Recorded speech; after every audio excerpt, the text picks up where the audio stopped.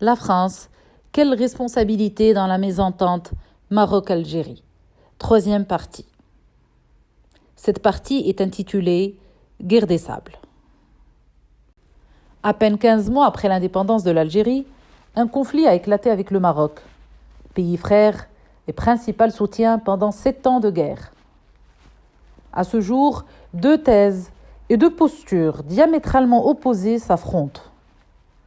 Première thèse, pour l'armée algérienne et la gauche française, ce conflit fratricide a été provoqué par la monarchie marocaine, réactionnaire et féodale, avec l'appui de l'impérialisme international pour étouffer dans l'œuf un pouvoir révolutionnaire, populaire, démocratique et prometteur pour les peuples du tiers-monde.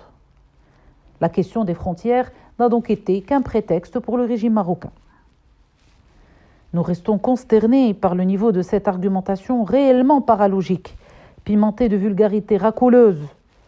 La gauche française, le Parti communiste français en tête, a trouvé là une cause pour se racheter de ses complaisances et de ses lâchetés à l'égard de l'occupation et des massacres de civils en Algérie, comme ceux de Sétif en mai 1945.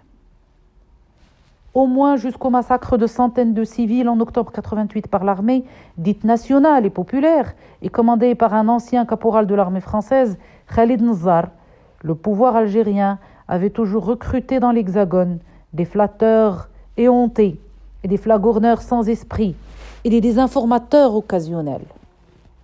Les apprentis journalistes de l'Humanité et Paul Balta du journal Le Monde ne sont qu'un échantillon de pseudo-journalistes qui s'apparentent à des mendigotes de fin de mois. La deuxième thèse soutient l'idée que c'est Ben Bella, aux abois en interne, qui a provoqué le conflit dans le cadre d'une diversion à l'extérieur, pour retrouver une union sacrée à laquelle il avait inconsciemment mis fin par l'instauration d'un régime dictatorial. Rappelons à cet effet que contrairement au Maroc, où les généraux Juin et Guillaume ont installé un régime de terreur, il y avait, je rappelle, une interdiction des partis politiques, la 4e République française a maintenu en Algérie un pluralisme politique réel où les principales forces s'affrontaient.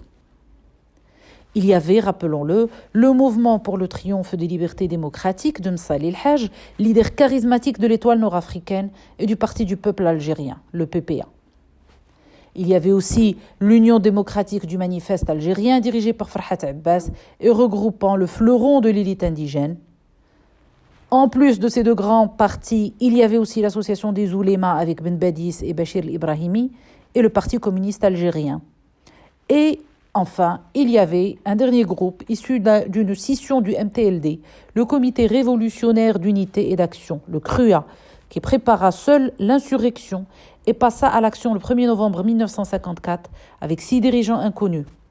Mustafa Ben Boul'id, Boudiaf, Didouche Mourad, Ben Mhidi, Rabh Bitat et Krim Belkacem. Le CRUA changea de nom et devient le FLN.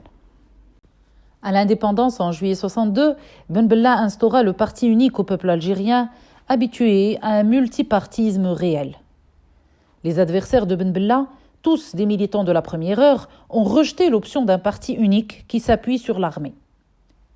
Aït Ahmed a pris le maquis en Kabylie, où il sera rejoint par Boudiaf, un des fondateurs du FLN, et par Krim Belkacem, signataire des accords d'Évian au nom du GPRA, qui ont mis fin à la guerre d'Algérie le 19 mars 62.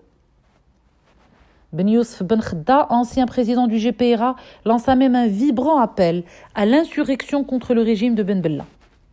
Farhat Abbas, patriarche avec Msali El Hadj du nationalisme algérien, a été exilé au sud saharien et fut l'objet d'une campagne de dénigrement où on lui rappela ses positions des années 30 où il affirmait, histoire et géographie à l'appui, que l'Algérie n'a jamais existé en tant que nation.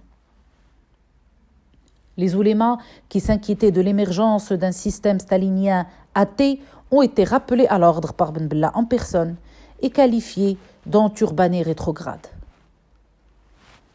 Comme nous le voyons, 1 an après l'indépendance, le nouveau régime s'est mis à dos tout ce que comptait le pays comme force vive.